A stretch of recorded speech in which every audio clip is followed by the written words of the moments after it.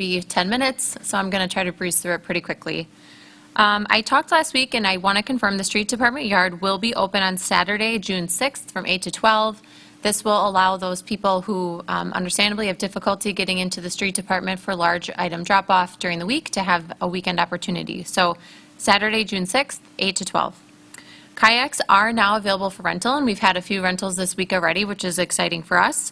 The Park and Rec Facebook page has details on how you can rent the kayaks for your family or for yourselves this weekend. Day camp will be running. So day camp is for those entering 4K to 5th grade, and then we will also have a new junior leader program this summer, and those are for children entering grades 6 to 8. So day camp is 4K to 5th grade. Junior leader camp is 6th grade to 8th grade. So we're excited to be able to offer those this summer. As many of you know, it's very similar to daycare, except in more of a camp-based format. So check out the Park and Rec page for more information on day camp. The farmers market will start on May 26th. As a reminder, the city of Watertown doesn't run the farmers market. It's run by the Watertown Main Street program, but we are excellent partners together and they have really done a great job of presenting a good and safe way to visit the farmers market. So it's May 26th from 7 to noon. They do have a lot of special instructions, which we fully support, so please make sure that you check out the farmers market Facebook page for more information on how to safely use the market. I've talked about it a couple of times, but I just want to do a reminder that Memorial Day ceremonies for this weekend, which are not run by the City of Watertown, but we have been in great partnership with the VFW and all the various groups that participate in those ceremonies, those ceremonies will be amended for this year. So we are recording the components of that traditional ceremony tomorrow. So if you see people gathering on the small amount of people gathering on the lawn of City Hall or at the Katy Street Bridge, it is so that we can prepare the Memorial Day ceremony.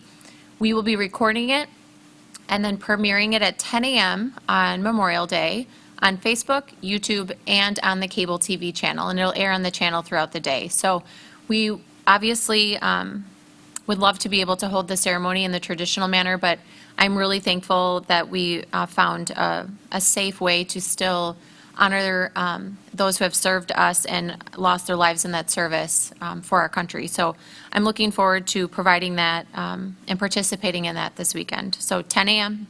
on Memorial Day. Our city offices will reopen to the public on June 1st on Mondays, Wednesdays, and Fridays. So we will be open to you on Tuesdays and Thursdays, just in the way we are right now. The reason for that is to limit exposure, limit contacts. It also allows us to make changes on those off days without the public coming in and out if we need to make changes. And it allows us to continue making some of the structural changes that we need to make with the glass partitions and entrances when the public isn't in the building. So it facilitates that as well. But we will be open to you every single day. Only in offices will be Monday, Wednesday, Friday, and that will go until the end of June. I believe we'll revisit the end of June and potentially announce a change by July 6th. The end of the weekly roundup for this week is going to talk about playgrounds and recreational programming, topics that I know people are very interested in, topics that I feel very passionately about with having 2 young children and being an athlete myself. These are decisions that we have not come to lightly at all. These are decisions we've talked about for months, and most recently for weeks, trying to figure out ways that we can offer services and programs. So first, about playgrounds. The goal was to have the playgrounds open this week, and obviously we were not able to achieve that. Our hope is that we'll be able to open the playgrounds next week. There are 3 key things we still have not been able to completely shore up. The first is staffing and personal protective equipment for the staffing of cleaning the bathrooms every 2 hours. So where there are bathrooms, we intend to open the bathrooms with the playgrounds, but the bathrooms will be closed after 4 p.m. when we no longer have staff, and on the weekends when we no longer have staff. So that leads to the second item. When the bathrooms are closed, or for some of our neighborhood playgrounds that don't have bathrooms, we are trying to design vandalism and theft-proof as much as possible ways to keep hand sanitizer at the playgrounds.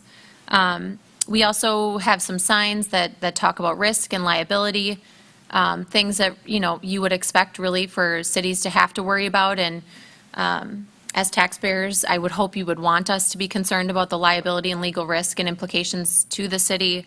Those signs have not yet come in. So we are making improvements and movement toward getting the playgrounds open. I hope that they are open next week. We will be cleaning the touch points on the playground. So if you think things where kids put their hands, like handlebars or chains on swings, those things will be cleaned daily. We will also be putting out a limited number of picnic tables. Picnic tables are high-touch areas that we don't have the staffing to clean. So we will be putting out limited numbers of picnic tables, which I'm sure will make some of you very happy. I've seen some pretty comical comments about our picnic tables. So we'll be putting those out in a smaller quantity, and we will be doing our best to get those cleaned daily when we clean the high-touch points on the playgrounds. The picnic tables will be, secured in some manner to the ground. We are purposely spreading them apart. I feel like at this point everyone understands why we're spreading them apart. So those are some changes you'll see about picnic tables. We will be doing park rentals to groups of less than 10. And we will be making a recommendation to the Park and Rec Committee at their meeting in June about the Aquatic Center. I want to say with all of these things, this is not for all summer. This is for right now. The virus changes every single day. Just 2 nights ago, there was some indication from the CDC about surface touching. We monitor, as I've said to you, we monitor the virus day in and day out, and we will continue to do that. No one wants to close playgrounds. No one wants to close picnic tables. No one wants to adjust youth programming or recreation programming. So what we're trying to do is make reasonable accommodations where we can, and I will promise you we'll be revisiting all of these decisions frequently. We have, for certain items, we have touch points again in a month. Others, we have touch points every 2 weeks. So I want you to know that this is not for all of summer. This is for as of today. I want to just talk quickly about youth sports and large tournaments and adult sports. So at this point, we will be refunding anyone who has registered for team youth sports that are organized by the City of Watertown. So if you play for Watertown Storm or Watertown Thunder or some variation thereof, those are not programs that are run by the city. They just use our facilities. So team youth sports organized by the city at this time will be refunded, and we will be revisiting that, as I said, to see if we can offer an amended season. We just don't want to hold on to your money in the event that we, we'll be shortening the season, so we should be refunding you in some capacity. So we'll be refunding you, and then if we can offer an amended season, we will 100% do our best to do that. What we will be offering, no matter what, is variations of the sports that we traditionally offer and new sports and new activities. We're going to be doing these in smaller groups. I used to run a volleyball club, and we would do mini camps in the summer by position, and they were wildly successful. So we're looking at new creative ways that we can offer recreation programming, acknowledging how important it is to many, many people in this community, my family included. But we are going to have to do it in a little bit different way for the time being. So, message here, Team Youth Sports sponsored by the City of Watertown, you'll be refunded. We will evaluate every 2 weeks or a month, depending upon the activity, to see if we can offer an amended season or offer the sport in a different way. We will, regardless of that outcome, be offering programming in smaller groups, things like mini camps, maybe kayaking lessons, free throw contests, things that we can do to still engage the youth in our community in youth sports.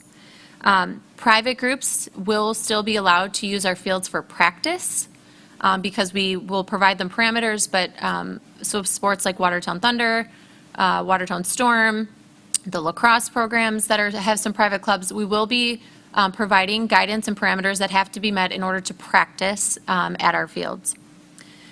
At this time, we will not be doing large tournaments at Brant Quirk. We will revisit this one at the end of June to look for the potentiality of any large tournaments in July or August. I will tell you, we had a small foodborne outbreak at a tournament last summer, and tracking down hundreds of people in just an outbreak for one particular food item is quite an undertaking. In any of these decisions, we have to evaluate our capacity as a city to respond and our liability if we can't respond. So it's not just, clear cut because of COVID, we aren't, doing X, Y, and Z all summer long. These are iterative decisions that we'll continue to make and have to balance our capacity and our liability and the health of our community in making them. So these large tournaments bring people from around the country. There's thousands of people that attend them. So at this time, and we will revisit at the end of June, large tournaments will not be allowed at Brant Quirk Park. We did make different decisions for adults versus youth, and the reasoning for that is a few things. The hygiene habits of adults are obviously a little bit better than they are with children. Adults have a better capability to abide by social distancing, and adults truthfully understand, cognitively just understand the virus better than the youth in our community would. So we do not run the volleyball program, the beanbag program, or the tennis programming that adults do at any of the facilities throughout the summer. We partner with those organizations. They use our facilities, but they are run by private groups. So we've said to those groups, please present us with a plan.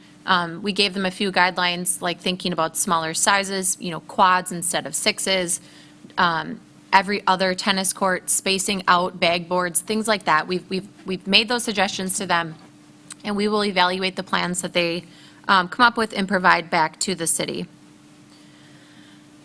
So I think that I've hit all of the points that I had to talk to you about today. I want you to know that we, really have to balance the big picture, right? This is not just about youth programming or adult recreation programming. We have large employers in this community. We have a lot of big holidays coming up. And all of these things rely on the same staff of people, the same hospital system, the same healthcare providers. So it's really about balancing inundation and exposure with the capacity that we have and doing our best, our ministerial duty to keep you safe in our community, COVID or not. So I want you all to know that this is not something that I'm anywhere near happy about. I'm disappointed. And I understand if you're disappointed too, because I am. My son was going to play his first real summer of baseball, and it's something that my husband and I, as college athletes, have looked forward to since the day we found out we were having a child. So I completely get it. I really, really do.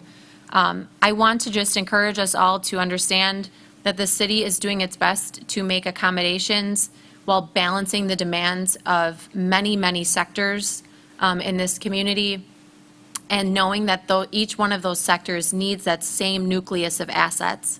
And we have to be able to provide that, or we are put into a liability nightmare that you would not want us to be in. So I thank you all for your patience in us making these decisions. I want to reiterate one last time, this is not for all of summer. This is for right now.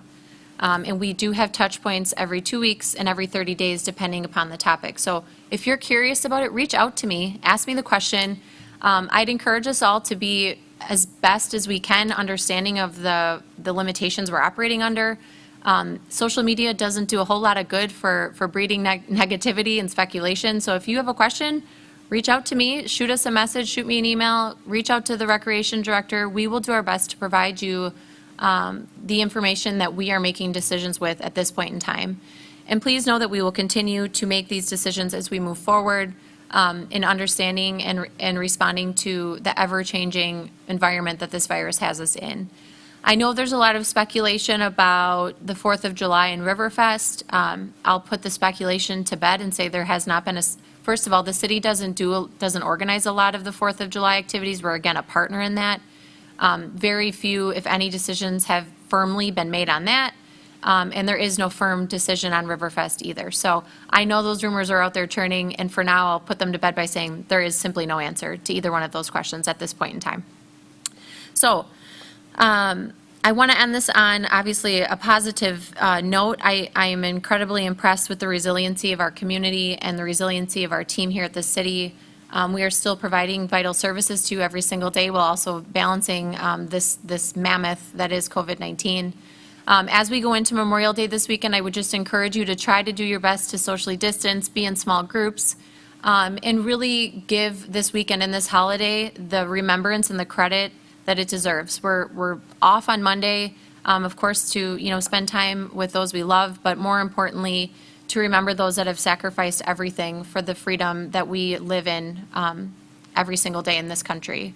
So I wish you all a happy and a safe and a remembrance-filled Memorial Day. Have a good weekend. I'll see you back here next week.